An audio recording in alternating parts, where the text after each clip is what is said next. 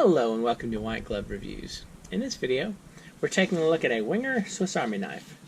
And this one is the Wenger Master. Now, this is a version of the Master. This is the Wenger Serrated Master. Now, as you can probably guess from the name, it is serrated. This knife is discontinued, and it's kind of an interesting serration pattern. I'll tell you what's sort of neat. Give me one sec. Let me grab this real quick. See if I can find it. I know I had it laying around somewhere. Here we go. This is a more modern. This is a serrated Spartan. And so look at the difference in the serration pattern. Can you see? The Wenger serration, it looks a bit more pointy. And also, they're serrated on the opposite sides of the blade. Like the indentions.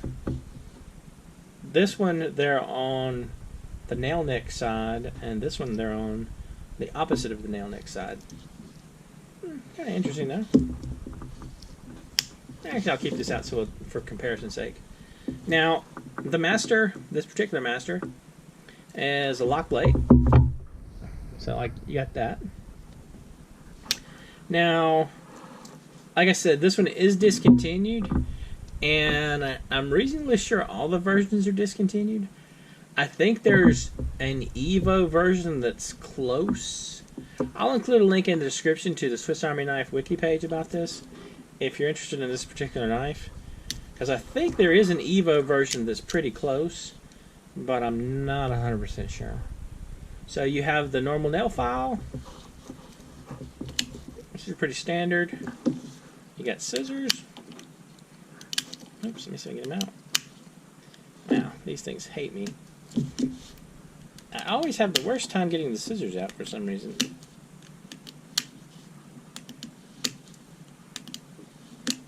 Oh wow, this is just the worst right now. There we go. Alright, so scissors. This knife does not have scissors on it. So for a quick comparison, I guess, we can compare the scissors on my Cyber tool. And as you can see, this one has the old Wenger scissors, and this one has the Victorinox scissors with the little spring. So we got that. This one has a saw. Not too bad looking. My knife does not have a saw to compare it to. I really should grab a knife. I didn't think about that, but I should have grabbed a knife that has a saw. Now, the next tool is a pair of pliers. And there's a big difference between the Wenger pliers and the Victorinox pliers. For one thing, the Wenger pliers are adjustable. You can have them wider or thinner. And for comparison, the Victorinox pliers. Now the Victorinox pliers also have the same spring as the scissors, as opposed to the built-in arm here with the Wenger. And these are there's a little more to them. Also, I didn't think about this, but that little hole right there, can y'all see that? Isn't that a wire cutter? Wouldn't that be a wire cutter hole? I don't know. I'm kind of curious about that now. Never thought about that.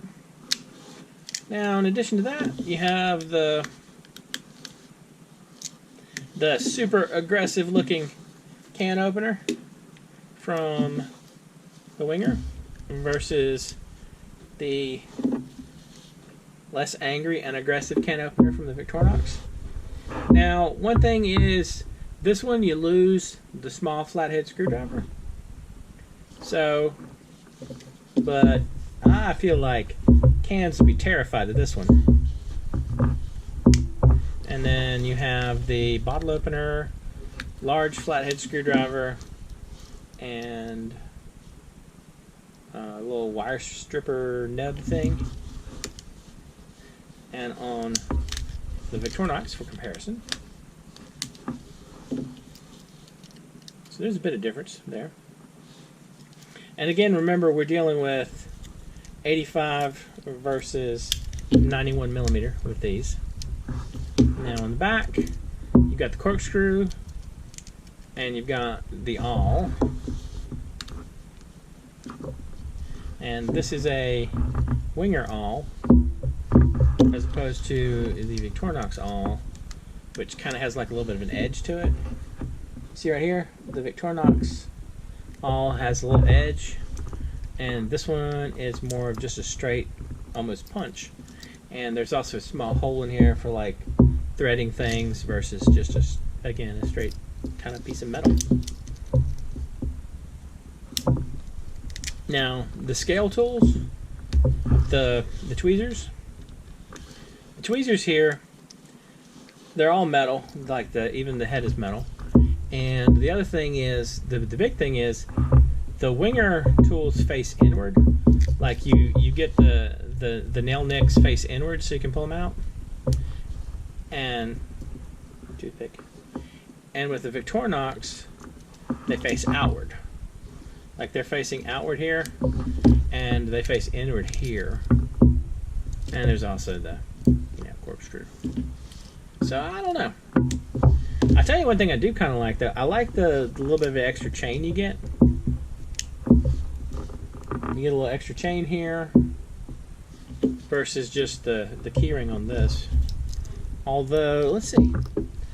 I tell you one thing. The first Swiss Army knife I ever had to send back was my Swiss Champ, and the reason I had to send it back was I carried my knife.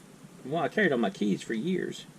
And these small little rings that held the key rings on used to be much thinner, and mine wore through.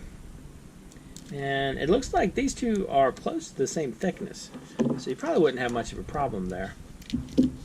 Anyway, kind of neat. Anyway, let me know what you think. If you're interested in this particular knife, I'll include a link in the description for the Swiss Army Knife wiki page, and they kind of pop up on eBay every now and then. I think the serrated ones are a little bit more difficult to find than the normal blades, but I'm not 100% sure. They're all kind of randomly hit and miss. So, let me know what you think. And if you've enjoyed this video, please like and subscribe, and I hope you all have an excellent day.